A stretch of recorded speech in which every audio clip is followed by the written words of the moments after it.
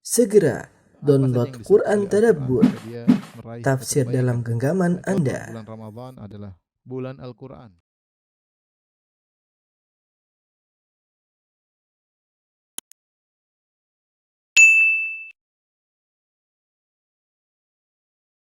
Bismillahirrahmanirrahim. Assalamualaikum warahmatullahi wabarakatuh.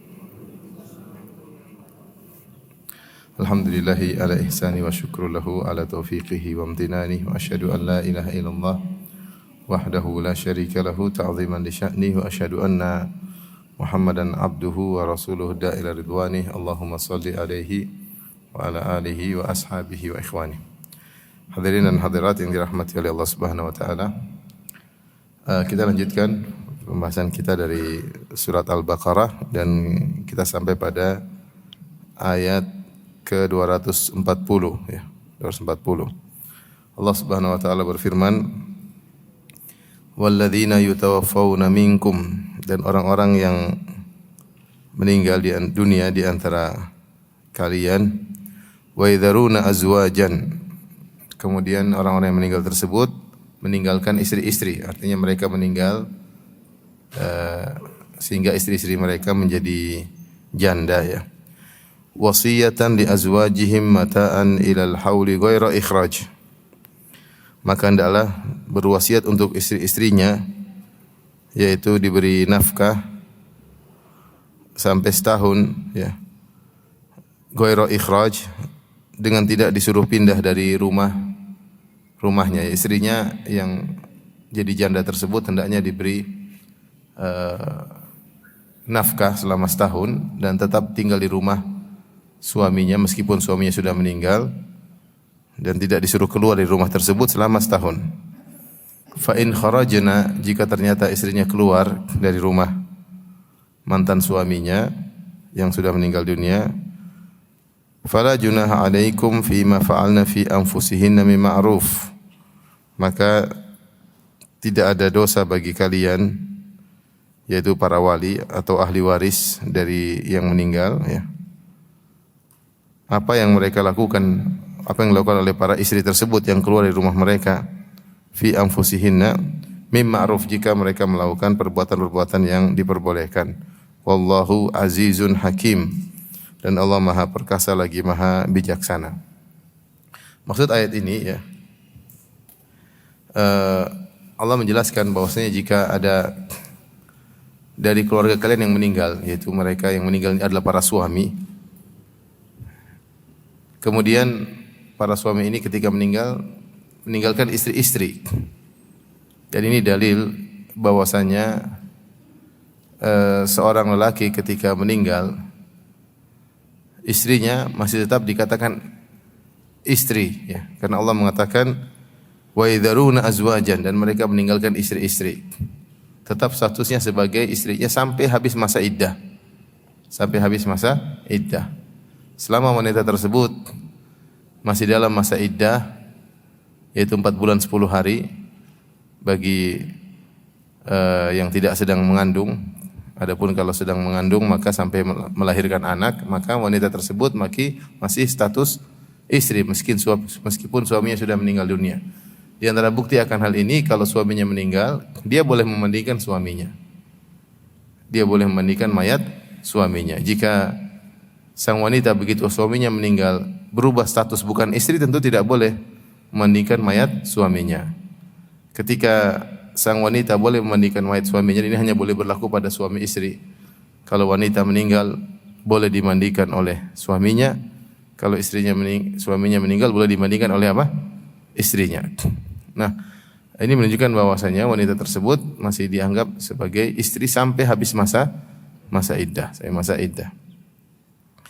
Dan di sini Allah mengatakan orang yang meninggal dunia ya, maka hendaknya memberikan wasiat. Wasiat di sini ada dua pendapat di kalangan para ahli tafsir. Ada yang mengatakan maksudnya Allah mewasiatkan kepada ahli warisnya untuk menafkahi istri atau janda orang yang meninggal tersebut selama setahun. Jadi Allah mewasiatkan kepada ahli waris sang lelaki. Jadi kalau sang lelaki meninggal, dia meninggalkan istri, maka Pendapat pertama, Allah mewasiatkan kepada ahli waris lelaki ini agar menafkahi istri yang ditinggalkan. Faham? Ya, karena lelaki tersebut ketika meninggal dia punya warisan. Maka gunakan warisannya untuk menafkahi istrinya selama setahun. Atau pendapat kedua, yaitu Allah mewasiatkan kepada seorang yang akan meninggal dunia, dia merasa akan meninggal dunia, hendaknya menulis wasiat. Kalau saya meninggal, tolong istri saya dinafkahi selama setahun. Kalau saya meninggal, tolong istri saya dinafkahi selama setahun. Dan hendaknya sang wanita tinggal di rumah selama setahun. Dan ini kembali lagi menunjukkan tentang agungnya hak suami, sampai seorang wanita ya dianjurkan untuk tetap di rumahnya selama setahun, tidak keluar dari rumah suaminya, tidak keluar dari rumah suaminya. Makanya dikatakan di sini wasiyatan li azwajihim mata'an ilal hauli ghaira ikhraj. Bahwasanya hendaknya memberi ada wasiat untuk mengurusi istri-istri mereka dengan memberikan mata, pemberian itu nafkah, ilal hauli sampai setahun, ghaira ikhraj, dan tidak mengeluarkan para wanita tersebut dari rumah suami mereka meskipun suami mereka sudah meninggal dunia. Paham Ibu? Paham ya? Jadi saya ulangi, misalnya si Budi punya istri namanya Wati. Mudah-mudahan Budi enggak di sini, Wati enggak di sini ya. Kemudian Budi meninggal dunia. Budi meninggalkan warisan. Maka Wati tetap tinggal di rumah Budi selama berapa lama? Setahun. Siapa yang menafkahi Wati? Ahli waris Budi. Ngambil dari harta si Budi untuk ngurusi sang wanita selama setahun.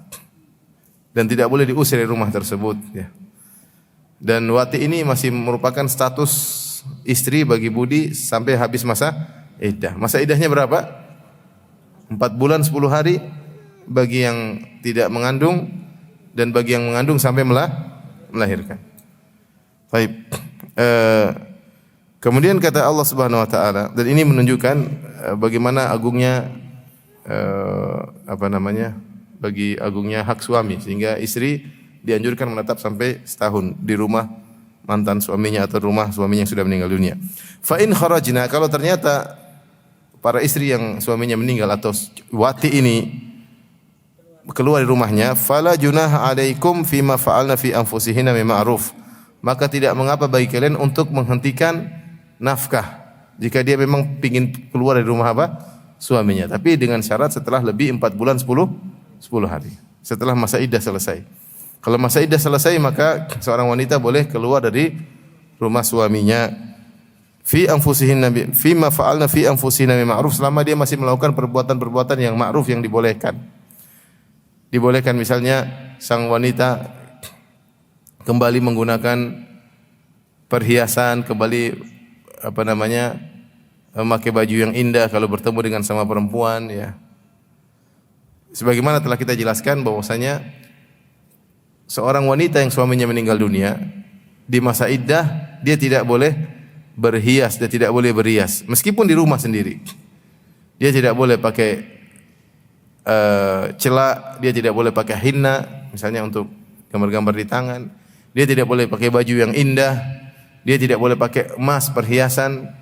Ya, ini semua tidak boleh dia pakai selama masa iddah. Meskipun dia di rumah sendirian. Tapi dia boleh misalnya memotong kuku ya boleh ya. Dia mencukur apa yang dicukur untuk kebersihan, tidak ada. Yang tidak boleh, dia tidak boleh berhias. Dia tidak boleh berhias, tidak boleh berias selama 4 bulan 10 hari. Kalau masa iddah sudah selesai, maka dia boleh keluar rumah seperti biasa ya. Dan dia boleh memakai celak lagi, dia boleh pakai baju yang indah selama di antara wanita. Adapun bertabarruj tetap tidak boleh. Bertabarruj ya, menampilkan keindahan di hadapan lelaki yang asing tetap tidak boleh. Saya ulangi, wanita yang suaminya meninggal dunia, dia menetap di rumah suaminya selama masa iddah 4 bulan 10 hari. Dia tidak boleh keluar-keluar kecuali dalam kondisi diperlukan. Kalau tidak diperlukan, maka hendaknya dia menetap di rumah suaminya selama 4 bulan 10 hari sebagai bentuk pengagungan terhadap suaminya yang sudah meninggal dunia. Meskipun meninggal, dia tetap masih status sebagai istri, dan dia tidak boleh keluar rumah kecuali dalam kondisi perlu. Kemudian dia tidak boleh berhias, tidak boleh berias, tidak boleh pakai celak, tidak boleh pakai baju yang indah, tidak boleh pakai emas, ya.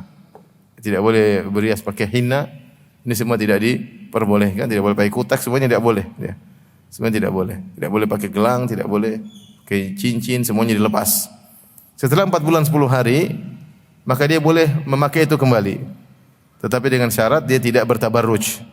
Bertabarruj itu dia menampakkan keindahannya di depan lelaki yang bukan mahramnya. Tapi kalau dia bertemu sama perempuan misalnya, atau dia di rumah saja, atau ketemu dengan keluarganya, tidak jadi masalah. Ketemu dengan teman-temannya, tidak jadi masalah dia untuk berhias, tetapi di antara wanita.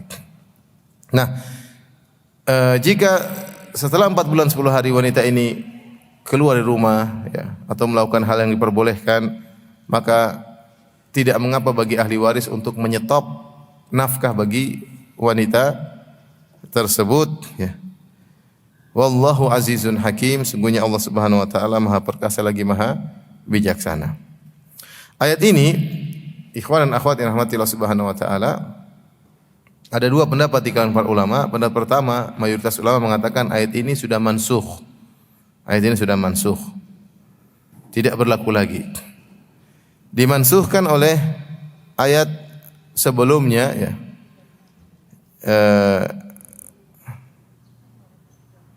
Yang di mana Allah Subhanahu wa taala menjelaskan bahwasanya walladzina yatawaffawna minkum wa yadharuna azwajan yatarabbasna bi anfusihinna arba'ata ashhuri wa ashra, ya. Dan ayat menjelaskan bahwasanya kalau ada orang yang meninggal, seorang laki meninggal kemudian meninggalkan istri, maka istrinya disuruh menunggu selama 4 bulan 10 hari, ya. Berbeda dengan ayat ini menunjukkan dia bersabar sampai setahun, ya. Tetapi ayat sebelumnya, ya, ayat berapa? 234, ya. 234. Bukan sebelumnya, ayat berapa yang? Sebentar.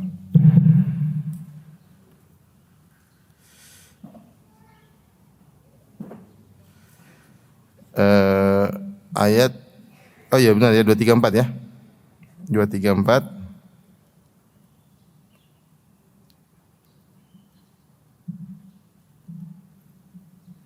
Walladzina tawaffawna minkum wa yadharuna azwajan yatarabbasna bi anfusihinna arba'ata ashhurin wa ashra. Ini ayat 234 adalah ayat yang menasikh. Dan tadi ayat 240 adalah ayat yang dimansukhkan, ya, dimansukhkan. Jadi ini jumhur ulama berpendapat ayat 240 dimansukhkan dari sisi menunggu tinggal di rumah tidak harus tahun, hanya 4 bulan 10 hari. Sementara ayat 240 menunjukkan setahun. Dari sisi nafkah disebutkan mata'an ilal haul ghairu ikhraj, yaitu para ahli waris hendaknya memberi nafkah kepada wanita ini selama setahun, kemudian dimansuhkan dengan ayat dalam surat An-Nisa tentang ayat warisan, ya, di mana Allah Subhanahu wa taala berfirman walahunnar rubu'u mimma taraktum illam yakul lakum walad fa in kana lakum waladun falahunna thumunu mimma taraktum. Kata Allah Subhanahu wa taala, bagi wanita yang suaminya meninggal, dia mendapatkan 1/4 harta warisan suaminya jika suaminya tidak punya anak. Namun jika suaminya punya anak, maka sang wanita mendapatkan 1/8. Mendapatkan 1/8. Jadi kemudian juga hadis Nabi sallallahu alaihi wasallam, wala wasiyata li warith, tidak ada wasiat bagi ahli waris, dan di antara ahli waris adalah istri. Sehingga pendapat jumhur ulama ayat ini, ayat 240 ini dimansuhkan dari dua sisi.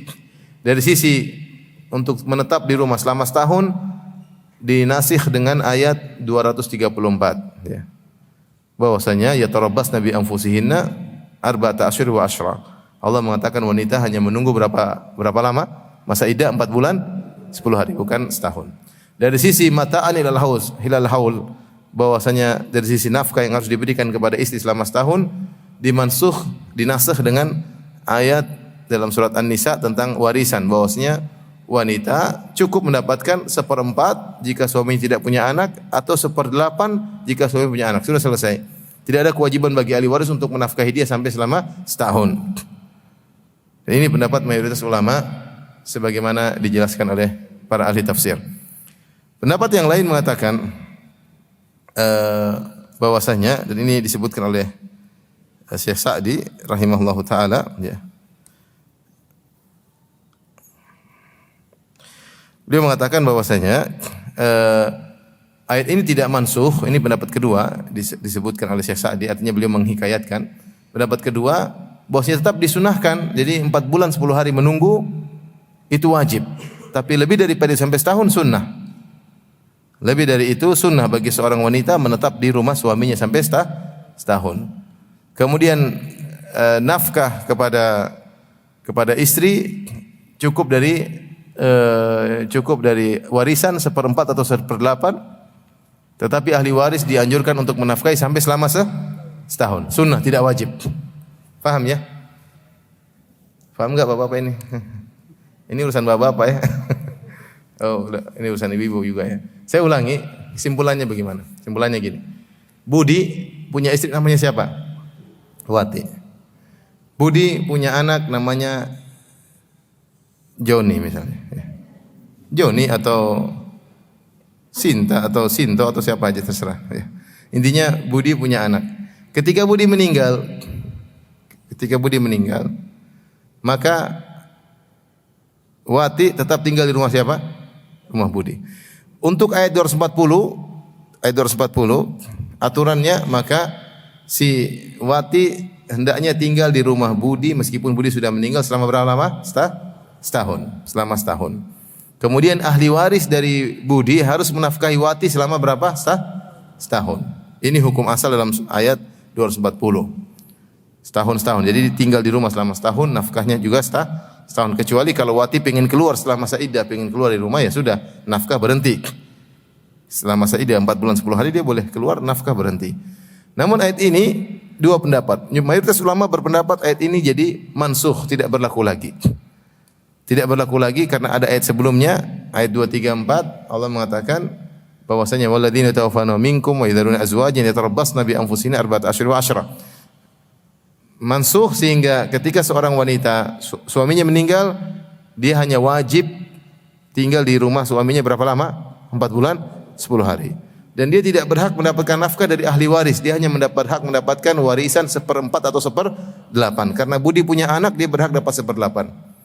Seandainya Budi enggak punya anak, maka dia dapat 1/4. Ini pendapat mayoritas ulama. Ini pendapat yang kuat. Sehingga ayat ini sudah mansukh. Pendapat kedua, sebagaimana dihikayatkan oleh Syekh Sa'di bahwasanya ayat ini tidak mansukh. Sehingga bagaimana aturannya? Aturannya jika Budi meninggal, Wati wajib untuk tinggal 4 bulan 10 hari, namun disunahkan bagi dia untuk melanjutkan tinggal di rumah suaminya sampai setahun. Pendapat ini juga dihikayatkan, disebutkan oleh Al-Qurtubi juga. Jadi dianjurkan dia tinggal sampai setahun untuk menyempurnakan pengagungannya terhadap suaminya yang sudah meninggal dunia. Tapi tidak wajib. Tidak wajib. Kemudian dia si Wati hanya berhak mendapatkan 1/8 dari warisan si Budi. Tetapi ahli waris dianjurkan untuk menafkahi dia sampai selama setahun jika memang dia tidak keluar dari rumah. Wallahu a'lam bishawab. Pendapat yang lebih kuat adalah pendapat pertama bahwasanya ayat ini sudah mansukh.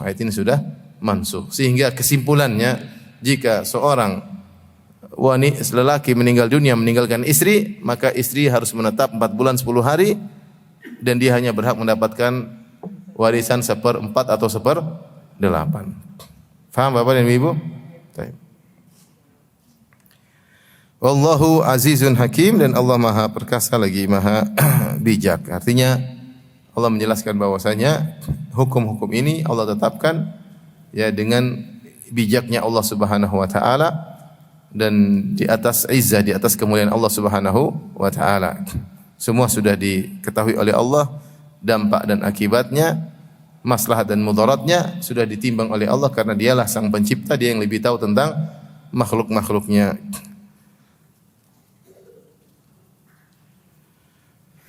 Taib, ayat berikutnya kata Allah Subhanahu wa taala, walil mutallaqati mata'un bil ma'ruf haqqan 'alal muttaqin. Kata kata Allah Subhanahu wa taala. Dan bagi wanita-wanita yang dicerai, mata'un bil ma'ruf, berhak mendapatkan mata yang disebut dengan mut'ah yang sudah pernah kita jelaskan. Bil ma'ruf, yang mut'ah pemberian tersebut dari suami yang menceraikan, bil ma'ruf ukurannya sesuai dengan yang ma'ruf, haqqan 'alal muttaqin. Wajib bagi orang yang bertakwa. Ayat ini juga ya. Ayat ini juga ya ada dua pendapat ya. Pendapat pertama, kita sudah jelaskan bahwasanya wanita yang diceraikan ada beberapa kondisi. Kondisi pertama, dia berhak mendapatkan mahar sempurna. Atau kondisi pertama dia dia mendapatkan mahar yang sempurna ya. Jika dia sudah digauli. Jadi digauli, diceraikan, dapat mahar apa sempurna. Yang kedua, dia mendapatkan setengah mahar.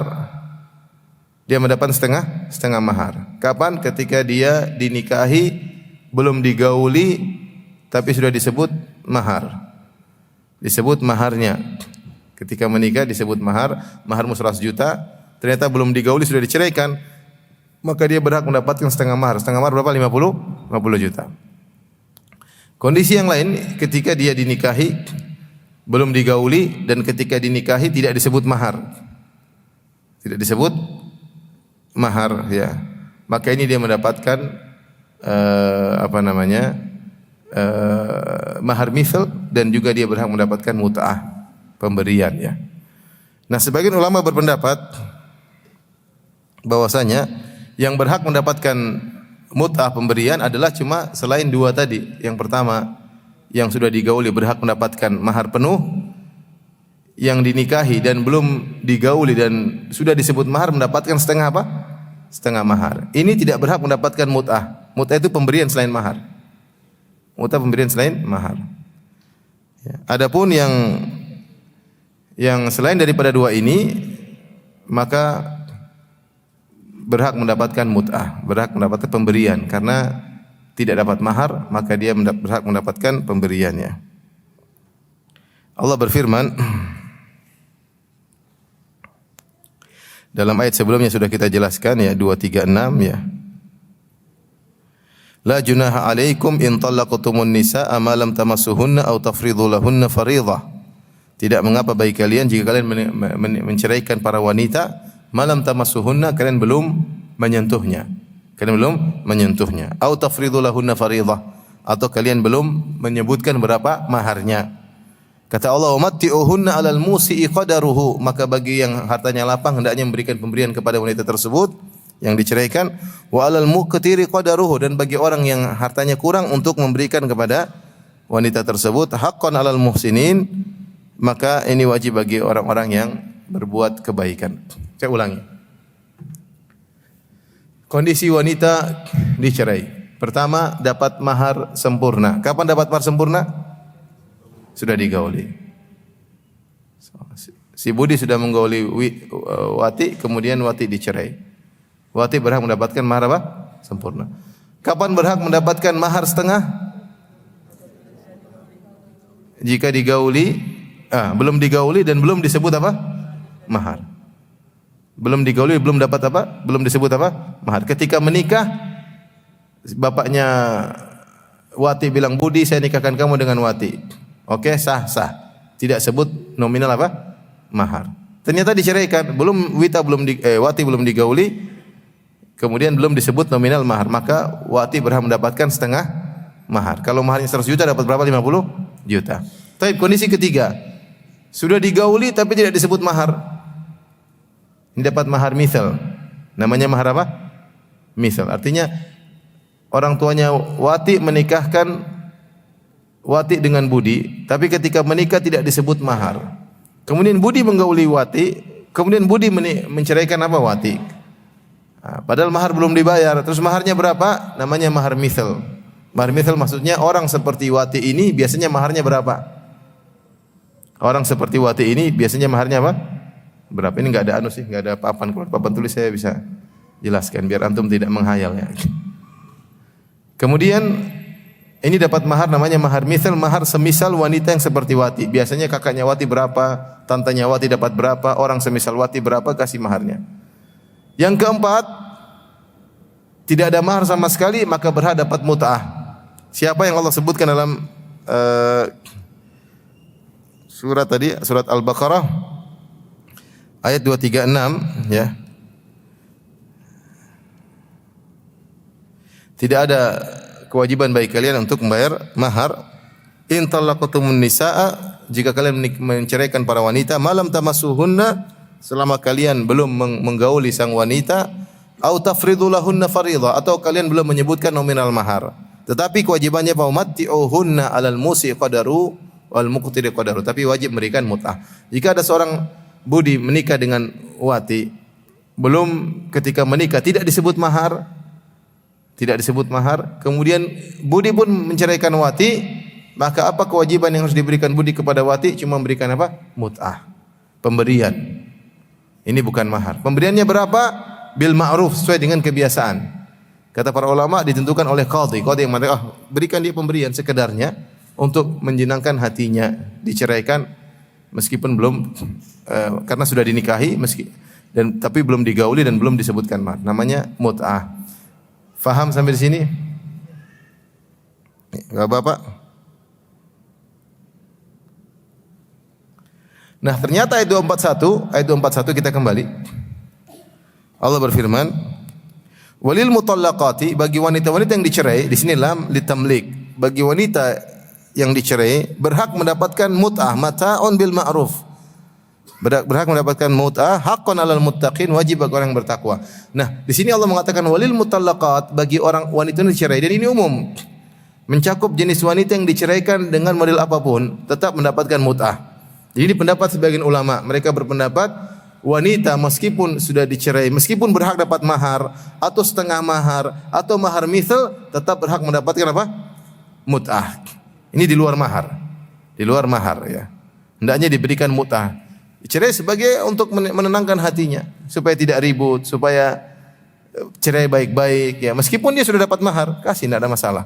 Ini pendapat sebagian ulama. Namun pendapat yang benar, wallahu a'lam bishawab, ayat ini mutlak, maka harus ditakyid dengan ayat-ayat yang lain yang mentakyid. Sehingga yang benar, yang wajib mendapatkan mut'ah hanyalah wanita yang tidak mendapatkan mahar sama sekali. Diceraikan tetap dikasih apa? Mut'ah. Pemberian tersebut sesuai dengan kemampuan sang suami. Wa 'alal musi'i qadarhu wa 'alal muqtiri qadarhu. Mata'an bil ma'ruf.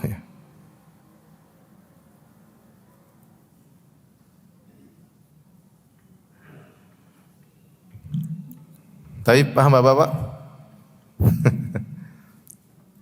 Taib, pendapat yang benar ayat ini mutlak dibawa kepada muqayyad. Jadi dalam usul fikih ada namanya mutlak, ada namanya muqayyad. Kalau ada sesuatu yang mutlak kemudian datang suatu ayat yang mentakyid, yang bukan mengkhususkan, dia mentakyid, beda antara umum dengan khusus, dengan mutlak dengan muqayyad. Ini dibahas dalam masalah usul fikih ya, dalam usul fikih ya. Maka kita membawa kepada mutlak, kepada yang muqayyad. Ayat ini mengatakan seluruh wanita yang dicerai berhak dapat mut'ah, namun ayat-ayat lain menjelaskan ada perincian.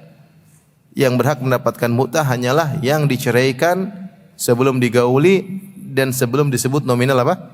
Mahar. Adapun yang lainnya yang sudah digauli atau belum digauli tapi sudah disebut nominal mahar, atau sudah digauli tidak disebut mahar, maka ini semua dapat mahar. Maka tidak berhak mendapatkan apa? Mut'ah. Tetapi jika seorang menceraikan istrinya kemudian dia memberikan pemberian untuk menyenangkan, tidak ada masalah. Dia dapat pahala berbuat baik kepada mantan istrinya, tidak ada masalah. Sehingga cerai baik-baik, menyenangkan kedua belah pihak, itu lebih baik ya daripada bercerai kemudian bertengkar dan tidak ada ujung pangkalnya ya. Taib, Allah berfirman setelah itu, kadzalika yubayyinullahu lakum ayatihi la'allakum ta'qilun. Demikianlah Allah Subhanahu wa taala menjelaskan bagi kalian ayat-ayatnya, la'allakum ta'qilun, semoga kalian memahami, semoga kalian berfikir ya. Ini menunjukkan bahwasanya Allah Subhanahu wa taala sudah menjelaskan seluruh ayat-ayatnya ya dengan jelas Ada yang memahami dan ada yang tidak memahami. Tapi tidak ada ayat yang tidak dipahami. Makanya Allah mengatakan kitabun uhkimat ayatuhu. Al-Quran itu muhkam semuanya, sudah jelas semuanya. Tetapi tentunya tidak semua orang ahli Al-Quran, tidak semua orang ahli tafsir. Tapi tidak ada ayat yang tidak jelas. Semua ayat pasti jelas. Yang tidak jelas karena orang yang tidak paham, orang yang bukan ulama, ya, orang yang kurang ilmunya. Ya. Makanya Allah mengatakan fas'alu ahla dzikri in kuntum la ta'lamun. Bertanyalah kepada ahlu dzikri, itu para ulama, jika kalian tidak mengetahui. Maksud saya tidak ada satu ayat pun yang tidak jelas. Semua ayat pasti jelas. Kalau sebagian ulama tidak mengerti, pasti ulama lain yang ada yang mengerti tentang maksud dari ayat tersebut. Tidak ada satu ayat yang semua manusia tidak mengerti maksud ayat itu, enggak ada. Kalau tidak ada satu ayat yang semua manusia tidak mengerti, buat apa ayat tersebut diturunkan? Faham maksudnya? Jadi setiap ayat pasti dipahami, dipahami. Sini Allah mengatakan, "Kadzalika yubayyinullahu lakum ayatihi." Demikianlah Allah menjelaskan bagi kalian ayat-ayatnya, la'allakum ta'qilun, agar kalian memahami. Dan ayat secara bahasa artinya alamat, tanda. Tanda yaitu ayat-ayat Allah menunjukkan Allah itu ada, bahwasanya Allah Maha Kuasa.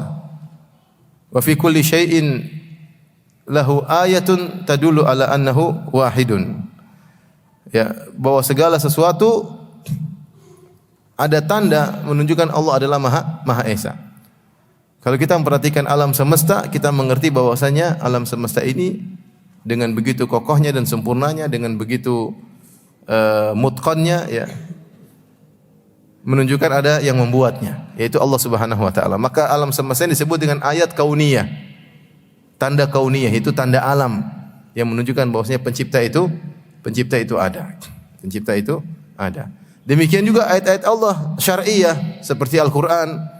Ini menunjukkan bahwasanya Al-Qur'an ini ada Tuhan yang menurunkan hukum ini. Makanya Allah mengatakan afala yatadabbarunal Qur'an walau kana min indi ghairillahi lawajadu fi ikhtilafan katsir. Apa kalian tidak mentadabburi Al-Qur'an? Kalau seandainya Al-Qur'an bukan dari Allah, tentu kalian mendapatkan kontradiksi. Tetapi Al-Qur'an diturunkan dengan jelas, disertai dengan sunnah-sunnah yang menjelaskan hukum-hukum Allah Subhanahu wa taala, menunjukkan bahwasanya ada pencipta yang maha hebat yang menurunkan ayat-ayat ini. Makanya Al-Qur'an disebut dengan ayat-ayat. Al-Qur'an disebut dengan apa? Ayat. Karena ayat itu menunjukkan adanya Tuhan. Ya. Ayat-ayat dalam Al-Qur'an mukjizat, semuanya menunjukkan adanya Tuhan. Barang siapa yang memperhatikan tentang syariat Islam, maka dia menemukan syariat ini syariat sangat sempurna, komprehensif, lengkap, yang menunjukkan bahwasanya ada pencipta yang maha kuasa yang menurunkan ayat-ayat ini. Maka Allah mengatakan kadzalika yubayyinullahu lakum ayatihi la'allakum ta'qilun. Demikianlah Allah menjelaskan ayat-ayatnya agar kalian berpikir, berakal bahwasanya di sini ada Tuhan yang menurunkan semua syariat ini. Aturannya jelas. Saya sudah pernah menyampaikan, ya, bagaimana sikap manusia yang mereka mengakui tentang begitu itqannya, begitu profesionalnya aturan yang berlaku di alam semesta, sehingga mereka kemudian menemukan rumus-rumus fisika tentang sunnatullah, aturan-aturan alam kata mereka. Mereka sebut aturan alam, sehingga timbullah rumus ini begini, rumus fisika, rumus kimia, yang semua sudah baku, yang berlaku, ada yang mereka ketahui, ada yang mereka belum ketahui. Bagaimana Allah menciptakan alam yang luar biasa dengan item yang begitu banyak, ya, komponen yang begitu banyak, namun bisa rapi berjalan dengan luar biasa. Ini pasti ada yang mengaturnya. Tidak usah kita bicara alam semesta tentang bintang-bintang, rembulan, mati. Kita bilang tubuh kita saja, ya, komponen dalam tubuh kita ini kita nggak bisa ngatur. Bagaimana? Tanya dokter, bagaimana komponen mata, komponen alat pernapasan, alat peredaran darah, semuanya luar biasa, ya. Ini nggak mungkin tiba-tiba, tapi ada yang bikin dengan begitu luar biasa, ya. Dan diakui oleh orang-orang kafir, mereka mengakui, dan kita pun melihat bagaimana hebatnya alam semesta. Ya. Lihat saja bagaimana Allah Subhanahu wa taala membuka ilmu manusia sedikit demi sedikit dibuka sehingga mereka bisa memanfaatkan sumber alam yang ada. Kemudian ketika sumber alam tersebut mungkin mulai habis, Allah bukakan ilmu yang baru sehingga mereka menemukan sumber energi yang baru. Kemudian mau habis, dibukakan lagi ilmu yang baru dan seterusnya. Ya. Dan itu sudah Allah sediakan sejak dahulu. logam-logam bukan sembarang logam, Allah bikin logam-logam yang diperlukan oleh alam semesta. Intinya ekosistem yang luar biasa. Ya, luar biasa ya. Dan bagaimana komponen, dan ini diakui oleh orang-orang kafir, orang barat, mereka mengakui. Dan kita orang Islam tentunya lebih mengakui. Seharusnya kalau kita tahu pembuat aturan alam semesta ini adalah maha sempurna dan tidak ada kesalahan sedikit pun dalam aturan alam, bagaimana matahari dalam orbitnya, rembulan dalam orbitnya, benda-benda langit semuanya. Seharusnya ketika Tuhan tersebut menurunkan aturan buat kita manusia tentang Al-Qur'an, syariat, sunnah, harusnya kita terima. Karena kita tahu pembuat alam semesta, dia yang membuat apa? Aturan tersebut. Harusnya kita terima. Dan setiap aturan yang Allah bikin pasti ada tanda menunjukkan Allah itu Maha Esa, Maha Kuasa. Namun banyak orang ketika mereka mengakui hebatnya Tuhan membuat aturan sunnatullah, sunan kauniyah, alam semesta, mereka ternyata protes terhadap syariat. Itu jadi masalah. Mereka tidak ridha dengan syariat yang Allah buat untuk mereka, mereka ingin bikin apa? Sendiri. Akhirnya terjadi kepincangan, kriminal dan macam-macamnya. Ya. Kenapa tidak ridha dengan aturan yang Tuhan bikin buat dirinya? Dia merasa lebih hebat daripada aturan Allah Subhanahu wa taala, merasa aturan Allah tidak relevan lagi dan macam-macamnya.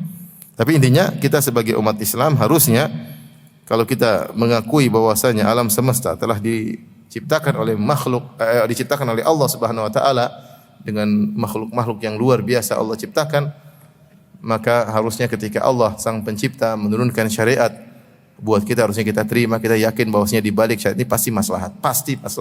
Karena lebih tahu tentang diri kita daripada kita sendiri. Allah lebih tahu tentang diri kita daripada diri kita sendiri. Baik, kita lanjutkan. Ayat 2, 4, 3 ya. Kata Allah Subhanahu wa taala, "Alam tara ilal ladzina kharaju min diyarihim wa hum ulufun hadaral maut." Tidakkah engkau memperhatikan tentang orang-orang yang keluar dari kampung mereka, pergi meninggalkan kampung mereka, rumah-rumah mereka, wa hum ulufun, dan jumlah mereka ribuan. Kenapa mereka pergi meninggalkan kampung mereka? Hadaral maut, mereka takut mati. Faqala lahumullahu, maka Allah berkata kepada mereka, mutu, matilah kalian. Maka mereka pun mati. Tsumma ahyahum, kemudian Allah hidupkan mereka.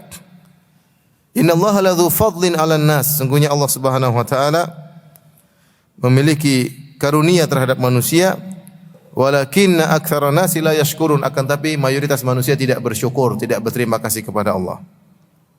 Wa qatilu fi sabilillahi wa alamu annallaha samii'un 'alim, dan berperanglah di jalan Allah dan ketahuilah Allah Maha mendengar lagi Maha mengetahui. Man dzal ladzi yuqridullaha qardan hasanan fayudha'ifahu lahu adha'afan katsira wallahu yaqbidu wa yabsutu wa ilaihi turja'un. Siapakah yang memberi pinjaman kepada Allah dengan pinjaman yang baik, maka Allah akan melipat gandakan pembayarannya kepadanya dengan lipat ganda yang banyak, dan Allah menyempitkan dan melampangkan rezeki kepada Allah lah kalian akan dikembalikan. Tapi ayat ini ada beberapa pendapat ya. 3 pendapat selama saya baca ya. Alam tara ilal ladzina kharaju min diyarihim wa hum ulufun hadral maut. Tidakkah engkau melihat sini maksudnya ru'ya qalbiyah. Jadi penggunaan kata tidakkah engkau melihat ada 2 dalam bahasa Arab. Ada ru'ya basariyah, yaitu melihat dengan mata, maka ini melazimkan 2 maf'ul bih. Adapun kalau hanya memansubkan 1 maf'ul bih, maka itu ru'ya qalbiyah. Itu tidakkah kau memikirkan. Jadi makna ayat ini, alam tara, tidakkah kau merenungkan, tidakkah kau memikirkan, karena dia tidak memansubkan 2 maf'ul bih. Ini masalah nahwu dan sharaf ya. Antum tidak tahu ya. Qadarullah ya. Ya. Alam tara ilal ladzina kharaju min diyarihim. Tidakkah engkau merenungkan tentang orang-orang yang kabur dari negeri mereka? Kenapa kabur? Hadzaral maut, karena takut mati. Kenapa takut mati? Ada 2 pendapat. Pendapat pertama mengatakan mereka takut kena taun, kena wabah. Kena wabah. Itu ketika itu taun mulai menimpa sebagian mereka di kampung mereka, maka supaya selamat mereka kabur. Ini pendapat pertama. Mereka kabur supaya selamat dari wabah. Pendapat kedua, ada yang mengatakan bahwasanya Nabi mereka menyuruh mereka untuk berperang, namun mereka takut mati, maka mereka kabur dari negeri mereka. Tidak nurut kepada perintah sang Nabi. Mereka kabur. Ada yang mengatakan dari Bani Israel, mereka kabur, tidak mau perang untuk selamat. Pendapat ketiga, ya kalau tidak salah disyaratkan oleh Ibnu Atiyah rahimahullah dalam tafsirnya, intinya bahwasanya pendapat-pendapat dua sebelumnya tidak ada sanad yang jelas, sehingga dia mengatakan bahwasanya intinya mereka pingin selamat dari suatu kematian, entah kematian apa yang mereka khawatirkan, mereka kabur dari rumah mereka. Tidak harus itu wabah, tidak harus perintah perang, intinya mereka kabur. Ternyata di tengah perjalanan mereka dimatikan oleh Allah. Kata Allah, mutu, matilah kalian. Matilah kalian. Ini beberapa pendapat di kalangan para ahli tafsir. Intinya mereka kabur dari suatu sebab yang membuat mereka takut mati. Mereka kabur. Dan jumlah mereka banyak. Wahum ulufun. Jumlah mereka banyak. Uluf, jamul kasrah. Ya, jamul kasrah. Dalam bahasa Arab ada sighah jamul kasrah, jamul qillah ya. Jamul kasrah yaitu lebih daripada 10 ke atas ya. Sehingga kata para ahli tafsir yang benar jumlah mereka lebih dari 10.000. Seandainya mereka 8.000, Allah tidak akan menggunakan kata uluf karena uluf itu adalah jenis jamak yang menunjukkan lebih dari 10. Wallahu alam bisawab, ini juga masalah bahasa Arab. Tapi intinya jumlah mereka banyak, lebih dari 10.000 orang. Entah berapa puluh ribu, entah belasan ribu, intinya mereka jumlahnya banyak, mereka kabur dari satu kampung untuk selamat. Entah selamat dari taun, entah selamat dari peperangan, entah selamat dari sebab tertentu, mereka kabur. Di tengah perjalanan setelah mereka kabur, Allah matikan mereka. Mutu, matilah kalian. Mereka mati. Setelah mereka mati, berapa lama? Ada yang mengatakan sampai tubuh mereka sudah membau. Dalam waktu yang ada yang mengatakan beberapa hari, wallahu alam bisawab. Intinya setelah mereka mati, Allah hidupkan mereka. Tsumma ahyahum, kemudian Allah hidupkan lagi mereka. Apa maksud daripada ayat ini? Maksudnya ya bahwasanya kematian di tangan Allah Subhanahu wa taala. Dialah Allah yang muhyi wa mumit, dalam menghidupkan dan mematikan. Seorang bagaimanapun dia berusaha, ya, bagaimana dia berusaha lari dari wabah atau lari daripada pertempuran, waktunya mati akan apa? Akan mati. Waktunya mati akan mati. Meskipun dia berusaha berobat, mungkin olahraga, betul kita seorang berusaha untuk menjaga kehidupan kita. Di antara sesuatu yang kita cintai adalah kehidupan. Kita cinta dengan kehidupan, makanya kita berusaha untuk hidup, ya. Berusaha untuk menikmati hidup. Tapi kalau sudah waktunya mati, mati. Seorang tidak bisa lepas dari takdir Allah Subhanahu wa taala. Kalau Allah mengatakan mutu, maka matilah. Maka Allah ceritakan, lihatlah orang-orang ini. Mereka udah lari daripada wabah dan mereka selamat. Mereka selamat dari wabah, tapi mereka mati dengan sebab yang Allah bilang mati, maka mati. Sehingga Allah ingin menjelaskan bahwasanya kehidupan dan kematian di tangan Allah Subhanahu wa taala. Maka jangan kalian terpedaya. Jangan kalian terpedaya dengan selamatnya kalian saat ini, karena kematian bisa datang dengan dadakan. Kematian bisa datang dengan apa? Dadakan. Mungkin kalian sehat, badan kekar, ya, gizi makan dipilih, makan pilih-pilih, olahraga teratur, ya. Hidup nyaman, tapi kematian bisa datang dengan tiba-tiba mati, tiba-tiba kanker, tiba-tiba sakit, tiba-tiba tertabrak mobil, tiba-tiba dibunuh orang, tiba-tiba jatuh dari pesawat, tiba-tiba banyak hal. Dan itu sering kita dengar. Seorang yang sehat tiba-tiba meninggal dunia. Sampai ada kawan punya saudaranya badannya kekar, kemudian latihan fitness, badannya sehat, hidup teratur, makan teratur, terjaga. Tiba-tiba umur 40 sekian meninggal tanpa ada sebab yang jelas. Ada yang mengatakan jantung. Heran, badan segar kayak gitu tapi kenapa jantung? Ya, orang bilang sekarang kalau mati jantung, ya. Ya karena memang sudah dicabut nyawanya, ya jantungnya berhenti. Intinya orang bilang ini kalau tanpa sebab dibilang apa? Serangan jantung. Ya sudah, serangan jantung. Padahal diperiksa sebelumnya normal-normal semua, tahu-tahu serangan jantung. Akhirnya kawan tersebut mengatakan, "Ya Ustaz, ini saudara saya ini Masya Allah Ustaz, baik gini, hafal Quran, hafal sekian juz, kemudian gini tidak merokok, rajin pengajian, inilah kemudian bikin apa, pokoknya baiklah orangnya. Saya juga kenal orangnya. Meninggal. Sementara kita yang begini, yang inilah anu." Saya bilang, "Ya udah, kamu belum meninggal karena kamu disuruh lunasi hutang, disuruh tobat, disuruh dia udah baik-baik, mungkin dicabut nyawanya oleh Allah Subhanahu wa taala." Artinya, ikhwan dan akhwat, kematian kehidupan di tangan siapa?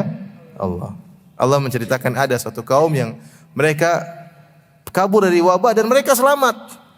Tapi mereka meninggal dengan sebab yang lain. Allah bilang mati maka mati. Entah Allah kasih sebab apa tapi mereka meninggal dunia. Selesai. Ya. Maka jangan terpedaya dengan apa yang kita miliki. Harta yang banyak yang kita miliki tidak menambah umur kita meskipun 1 detik. Ya. Kalau memang punya harta banyak, umur tambah panjang, okelah kita punya harta banyak dan tambah. Tapi tidak, betapa banyak orang kaya raya meninggal dunia dengan tiba-tiba. Maka seorang bersiap-siap untuk bertemu dengan kematian karena kematian datang bisa dengan tiba-tiba tanpa pemberitahuan terlebih dahulu. Contohnya dalam ayat ini. Alam tara ilal ladzina kharaju min diyarihim wa hum ulufun. Tidakkah engkau melihat atau kau renungkan tentang orang-orang yang keluar dari kampung mereka, lari dari suatu kematian, entah dari wabah, entah takut berperang, entah dari sebab apapun, dan mereka sudah selamat dan mereka jumlahnya belasan ribu atau puluhan ribu. Hadarul maut, mereka takut mati. Faqala lahumullahu mutu. Kemudian Allah mengatakan matilah kalian. Ternyata mereka bisa meninggal dunia dengan sebab yang mereka tidak duga. Tsumma ahyahum, kemudian Allah hidupkan mereka. Ini juga dalil bahwasanya Allah bawakan ayat ini sebenarnya mengatakan karena setelah itu Allah mengatakan waqatilu fi sabilillah. Ya.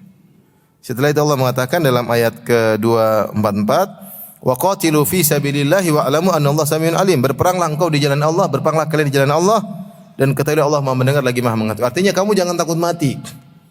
Kalau waktunya mati, kalau enggak. Maka berperanglah. Jadi Allah sebutkan kisah, nih ada orang takut mati pun mati, paham? Maka kamu berperang jangan takut mati. Kalau Nabi sudah mewajibkan perang, maka peranglah. Yang mati, yang tidak mati. Lihatlah Khalid bin Walid radhiyallahu anhu. Berperang, panglima perang, maju dalam medan pertempuran, sekian puluhan pertempuran, tapi dia tidak mati-mati. Dalam setiap tubuhnya 1 jengkal ada bekas pedang, bekas tombak, bekas panah, tapi dia matinya di tempat tidur. Matinya di tempat tidur, subhanallah ya. Artinya kalau memang Allah tidak takdirkan mati, tidak bakalan mati. Betapa banyak orang tidak pernah ikut peperangan tahu mati. Ya. Oleh karenanya kalau ketika ada kewajiban lakukan. Jadi seakan-akan Allah memberi isyarat kepada kaum mukminin, kalian tidak perlu takut mati. Mati urusanku. Oh, ada orang yang kabur dari rumah pingin selamat ternyata juga mati. Maka kalian berperanglah, jalankan perintah Allah wa qatilu fi sabilillah. Berperang di jalan Allah Subhanahu wa taala. Jika telah tegak kewajiban jihad, wa alamu anallahu samiun alim, ketahuilah bahwasanya Allah Maha mendengar lagi Maha mengetahui. Baik, kita lanjut kita kembali kepada ayat 4:3. Jadi Allah mengatakan alam tara ilal ladzina kharaju min diyarihim wa hum ulufun hadral maut. Tidakkah engkau merenungkan tentang orang-orang yang keluar dari kampung mereka, jumlah mereka banyak sekali, puluhan ribu atau belasan ribu, dan mereka kabur karena takut mati. Maka Allah mengatakan matilah kalian, kemudian Allah hidupkan mereka.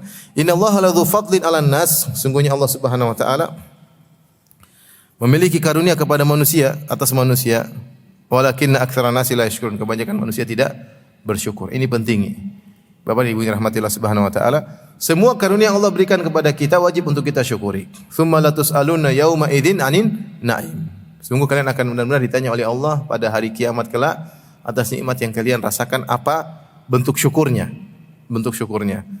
Maka ketika kita diberi nikmat oleh Allah Subhanahu wa taala, nikmat kecerdasan, nikmat kecantikan, nikmat ketampanan, nikmat kesehatan, nikmat kekayaan, nikmat umur panjang, nikmat ketentraman, semuanya harus ada syukurnya. Karena setiap nikmat tersebut akan dimintai pertanggungjawaban oleh Allah Subhanahu wa taala. Ya, kalau tidak disyukuri maka akan musibah pada hari kiamat kelak. Apalagi nikmat tersebut digunakan untuk bermaksiat, lebih parah lagi, wal iyadzubillah. Kita diberikan kenikmatan, di antaranya pandangan. Alam naj'al lahu ainain wa lisanan wa syafatain. Tidakkah kami telah berikan kepadanya 2 mata, lisan dan 2 mulut, 2 bibir untuk bisa berbicara, mata untuk memandang.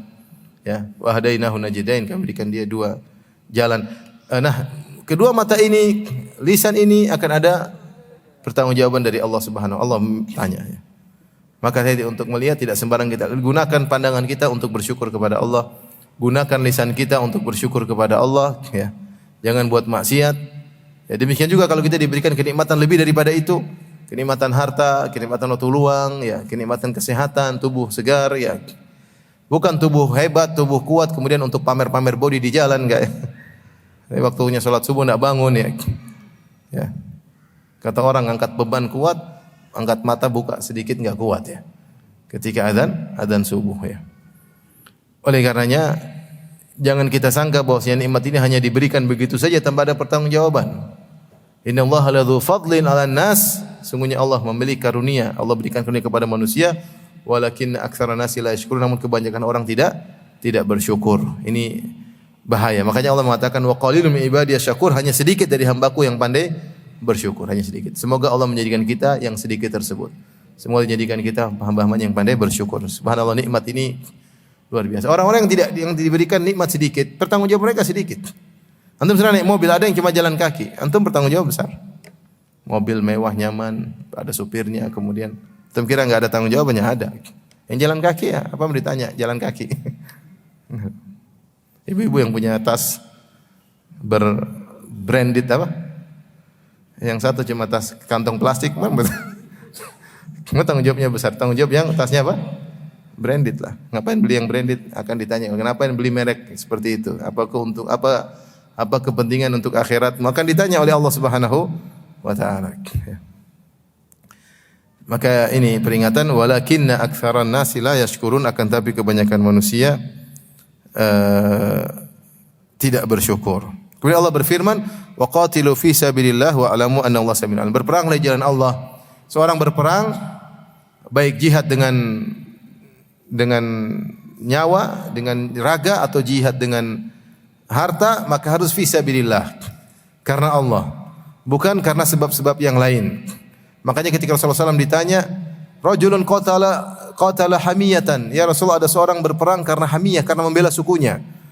Rajulun qatala syaja'atan, ada seorang berperang karena dia menunjukkan keberaniannya. Rajulun qatala ghadban, ada seorang berperang karena sekedar ngamuk, dia emosi, dia perang.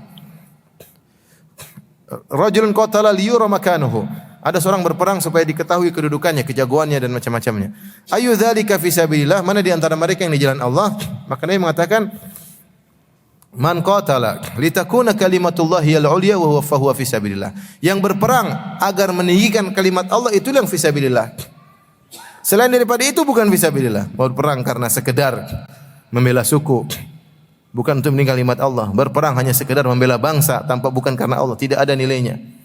Berperang hanya sekedar untuk membela misalnya marah, sekedar ngamuk, maka tidak ada nilainya fi sabilillah. Harus ada nilai digabungkan dengan litakuna kalimatullahi hiyal uliya, agar meninggikan kalimat Allah Subhanahu wa taala. Harus karena Allah Subhanahu wa taala. Kalau karena Allah, membela diri, membela istri, membela bangsa, semuanya menjadi karena Allah. Tapi kalau tidak ada karena Allah, maka tidak ada nilainya. Mati konyol ya. Mungkin dapat penghargaan tapi mati konyol. Ya, maka semua harus ada karena Allah. Wa'lamu, ketahuilah Allah Subhanahu wa taala sami'un alim, sungguhnya Allah Subhanahu wa taala Maha mendengar lagi Maha mengetahui. Kemudian ayat yang terakhir yang kita sampaikan pada kesempatan kali ini, Allah berfirman, "Man dzalladzi yuqridullaha qardan hasanan." Siapa yang memberi pinjaman kepada Allah, qardan hasanan, pinjaman yang baik. Fayudha'ifahu lahu, maka Allah akan melipat gandakan bayarannya, adha'afan katsira, dengan kelipatan yang banyak. Wallahu yaqbidu wa yabsutu, sungguhnya Allah yang menyempitkan dan melapangkan, wa ilaihi turja'un, dan kepadanya kalian akan dikembalikan. Di sini Allah mengisyaratkan, sebenarnya mengatakan ayat ini ketika setelah Allah menyebutkan ayat tentang jihad, Allah ingin menjelaskan bahwasanya jihad itu bukan dengan raga saja.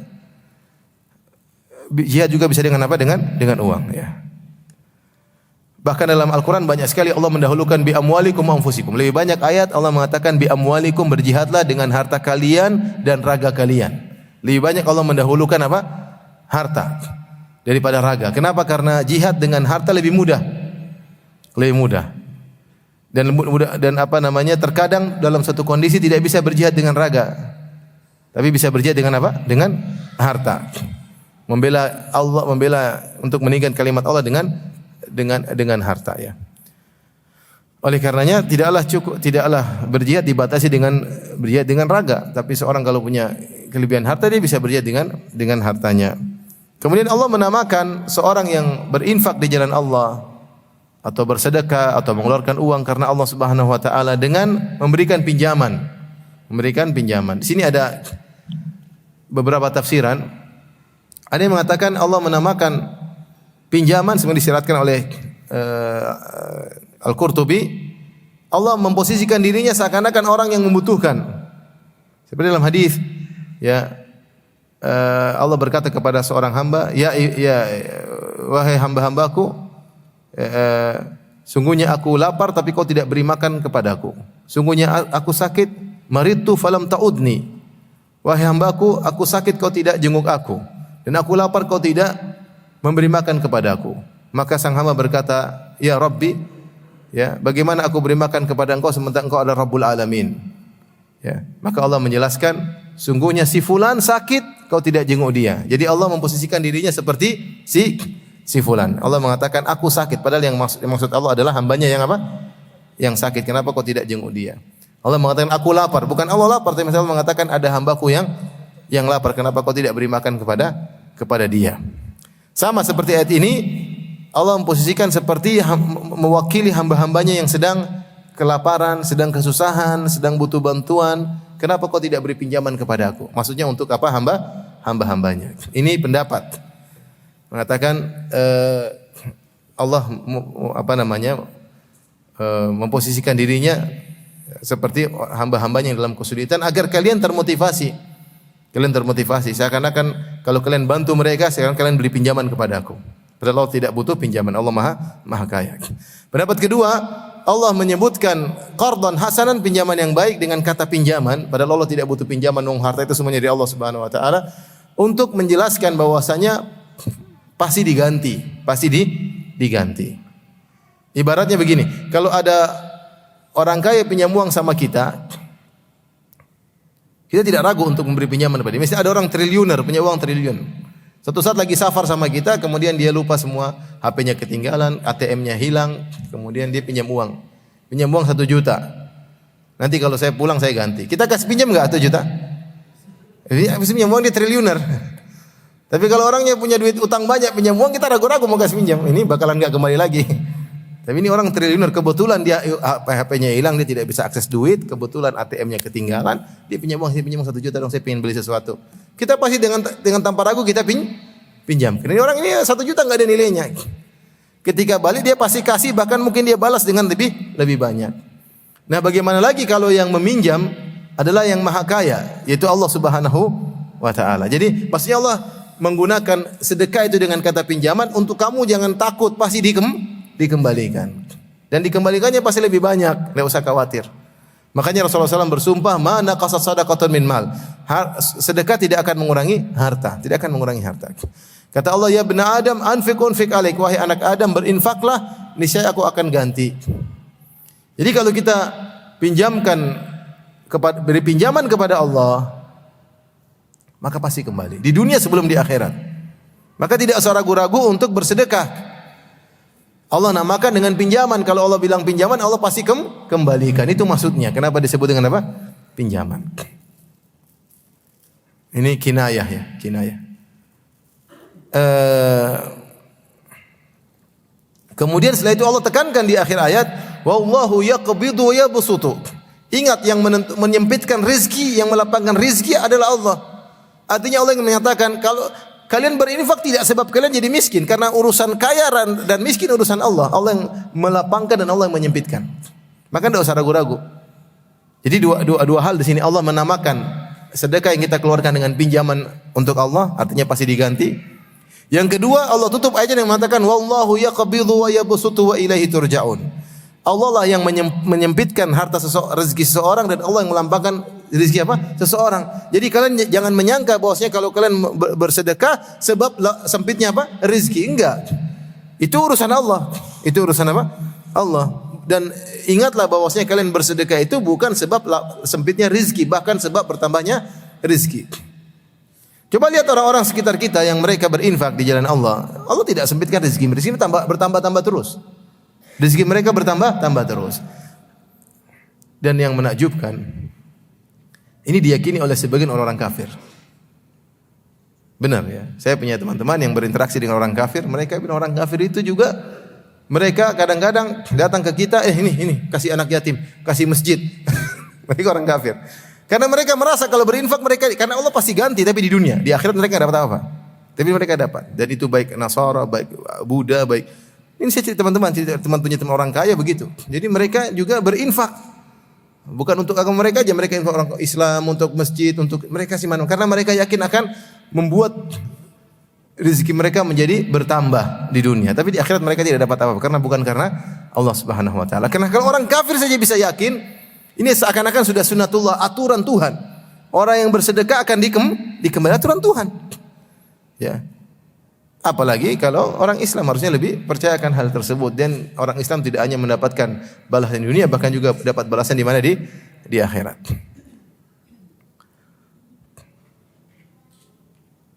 Wallahu yaqbidu wa yabsutu ilaihi turja'un. Dan Allah mengatakan, tapi ingat, kata Allah, qardan hasanan. Man dzal ladzi yuqridullaha qardan hasanan. Dan siapakah yang memberi pinjaman kepada Allah dengan pinjaman yang baik? Apa yang disebut qardan hasanan? Syekh Utsaimin rahimahullah menyebutkan, mungkin saya baca lebih baik. Bentar.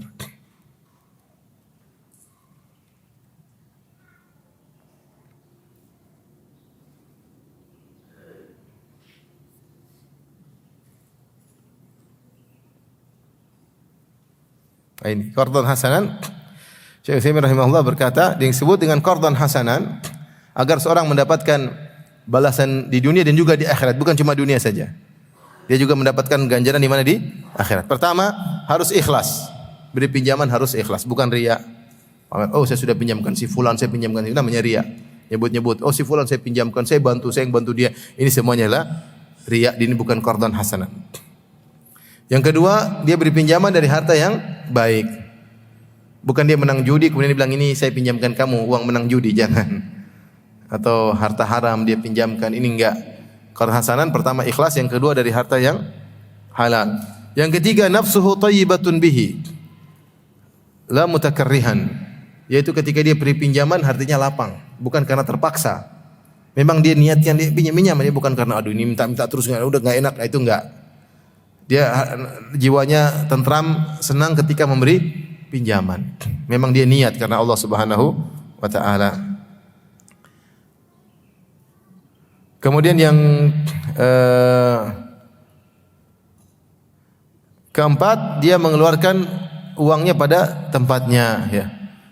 Pada tempatnya untuk orang miskin, untuk orang fakir, untuk kemaslahatan umum, bukan untuk perkara yang membuat kemurkaan Allah Subhanahu wa taala, untuk maksiat dan yang lainnya, enggak.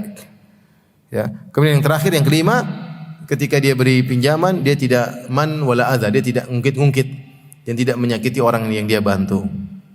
Ya, misalnya dia belikan baju baru buat seseorang. Pas ketemu, bagus sekali bajunya. Itu kan enggak enak kan? Iya, kamu yang belikan kan? Maksudnya jangan. Dia ketika lepas aja gitu, seakan-akan tidak ada urusan lagi. Ini qardan hasanan 5 syarat kata Syekh Utsaimin. Pertama apa? Ikhlas. Yang kedua dari harta yang halal. Yang ketiga jiwanya lapang ketika memberikan. Yang keempat infak pada tempatnya. Yang kelima tidak disertai dengan mengungkit-ungkit. Ya. Kata Allah, wallahu yaqbidu wa yabsutu wa ilaihi turja'un, dan kepadanya lah kalian akan dikembalikan. Ini tentang hari kiamat. Kalian akan mati dan kalian akan dikembalikan. Dan ayat tadi disebutkan tentang dalil akan adanya hari kebangkitan. Allah pernah mematikan ribuan orang dan Allah menghidupkan kembali. Ya. Jadi dalam Al-Quran ada beberapa Allah menghidupkan setelah Allah mematikan. Seperti contohnya ini. Ini mereka ribuan orang mati, bahkan disebut dalam sebagian pendapat tubuh mereka sudah bau, Allah hidupkan kembali. Nah, kalau di dunia Allah bisa bikin, nanti hari kiamat juga Allah bisa juga, ya. Artinya ini dalil tentang mungkinnya hari kebangkitan. Contoh lagi yang mati dihidupkan lagi, Allah sebut dalam Al-Quran dalam surat Al-Baqarah dalam kisah Nabi Musa. Ketika ada yang dibunuh, kemudian orang-orang bingung, siapa yang bunuh orang ini? Akhirnya Allah suruh Nabi Musa memerintahkan mereka untuk mencari sapi untuk disembelih, kemudian diambillah sebagian dari daging sapi tersebut. Setelah disembelih dipukulkan kepada orang tadi hidup. Ditanya, siapa yang bunuh kamu? Si fulan. Terus mati lagi. Ini contoh hidup setelah mati, ya. Kemudian apalagi yang hidup setelah mati? Contohnya siapa? Yang Allah sebutkan tentang kisah Uzair ya, disebutkan Uzair ya. Allah sebut dalam surat Al-Baqarah ketika dia melewati suatu negeri, kemudian di negeri sudah hancur, kemudian Allah matikan dia, Allah hidupkan lagi. Allah matikan dia, Allah hidupkan lagi. Artinya di antara dalil-dalil tentang mungkinnya hari kebangkitan, Allah pernah mematikan sebagian manusia di dunia ini. Setelah mereka mati, Allah hidupkan lagi, Allah kembalikan nyawa mereka, Allah kembalikan, baguskan lagi tubuh mereka. Nah, di hari kiamat nanti Allah juga bisa melakukannya. Makanya Allah akhiri ayatnya dengan mengatakan wa ilaihi turja'un, dan kepadanya lah kalian akan dikembalikan ya. Kalian akan dikembalikan untuk dimintai pertanggungjawaban. Demikian Bapak dan Ibu yang dirahmati Allah Subhanahu wa taala kajian kita. Tapi demikian saja kajian kita, insyaallah kita lanjutkan pada kesempatan yang lain. Wabillahi taufiq wal hidayah. Assalamualaikum warahmatullahi wabarakatuh. Subhanakallahumma wa bihamdika.